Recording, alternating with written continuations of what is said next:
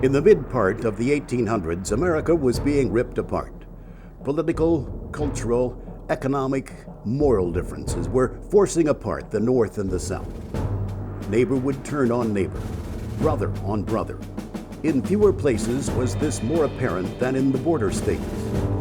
Some states choosing not to secede, but also not joining the Confederacy. Kentucky never seceded, even though there were many within its borders who felt Southern sympathies. Even within Nelson County, we had sons fighting fathers, brothers fighting brothers, neighbor against neighbor. We were a nation, a state, a county divided.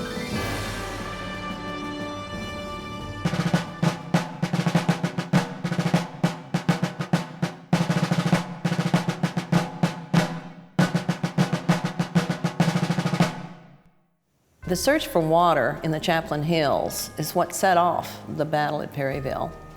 Though both armies knew that the other army was ahead or behind them, they didn't know how close. And when the Confederates went to the river to find water, they heard noises up on the hill, and they really thought they were their own army, Confederate army.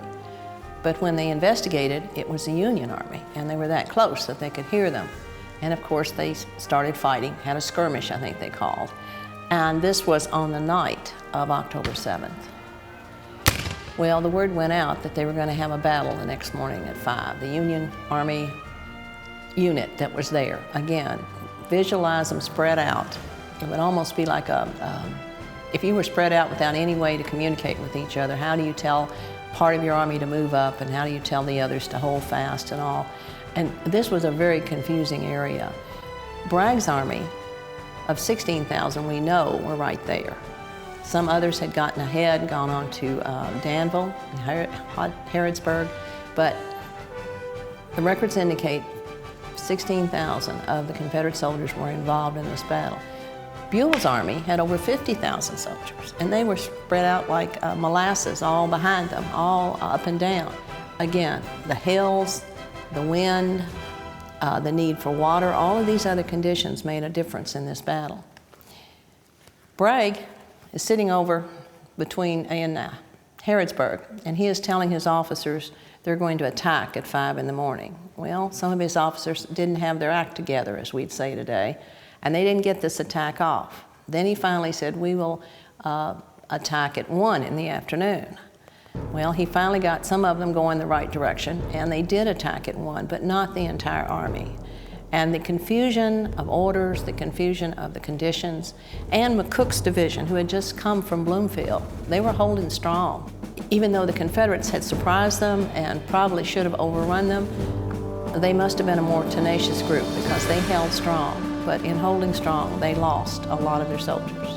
Over 500 soldiers were killed and over 2,000 were wounded. McCook's division, many of whom came out of Ohio. In the group, the gentleman who kept the diary I mentioned earlier, David McKee Claggart, he said that he was not at Perryville on the 8th of October. His quote, our regiment was ordered back to Springfield with the division wagon train as a guard. Everyone is mad because we lost the chance for a fight. I don't say much as I'm still sick. We march with the wagon train to Springfield and go into camp. I'm sent into town with 2 captains and try to stop the vandalism of the stragglers from the army and treated with great courtesy by the citizens. Today, the Battle of Perryville is fought and General James S. Jackson is killed. Not only your lowly soldiers or your infantry or cavalrymen, many, many officers, well-known officers, were killed in this battle. The first messages about the battle, of course, came from the telegraph. The telegraph, though, was controlled by the military in Bardstown, and some of that information got out. It wasn't complete. Other word came by people who had heard it from others that came from Springfield. If you came to Bardstown from Springfield and you knew the battle was going on, you saw the wounded being brought in, and you were on the way this way, well, you brought the news. Anyone with news is always welcome in the grocery or the saloon or the post office, and the news spread fast because many of these young men had been here in Bardstown for 2 weeks, and it made some friends, or it just were familiar with the community. And I think people stopped and thought, oh, that poor young man or that poor soldier, and he's dying away from home.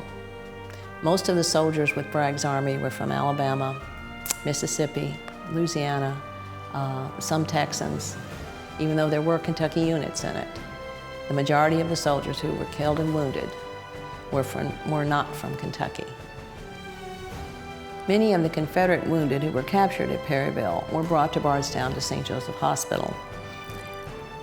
Not all of those wounded were survived, and after their death, they were buried in the area of the Bardstown Cemetery that the Confederate soldiers were being buried in, those that had died when Bragg was here, as well as these now who were wounded and dying, and those later that would not, that would succumb to their wounds and illnesses.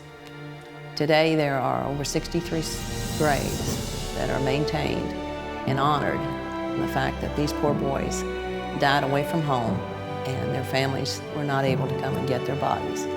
But they were, later in history, people would realize that this is where their son or grandson or grandfather was buried in his trek into Kentucky in the fall of 1862. These graves in the Confederate cemetery bring to mind the fact that soldiers go outside the area that they grow up in to stand up for what they think is right, and many of them do not come home. Today we still are sending our young men overseas to fight for what they believe is right, but I think today we're very lucky that we can bring our brothers and fathers home to bury. But the Bardstown people took care of the cemetery and took care of these Confederate soldiers who were not allowed to go back and be buried with their own families in Louisiana, Mississippi, Alabama, Arkansas, and Texas. The news from Perryville was not all bad. There were survivors, and there were people that who wrote and who let people know that yes, I'm heading south, or I have survived this battle.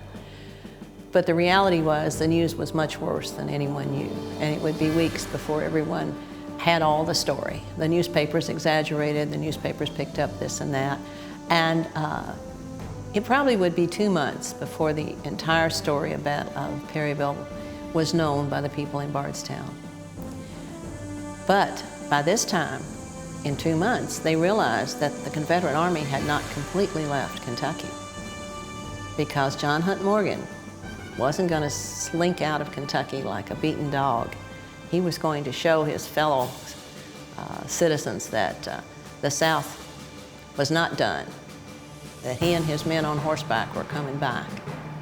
And even before all of the newspaper accounts of Perryville grew cold, he was back in Nelson County and going to show the Union, we're down, but we're not out.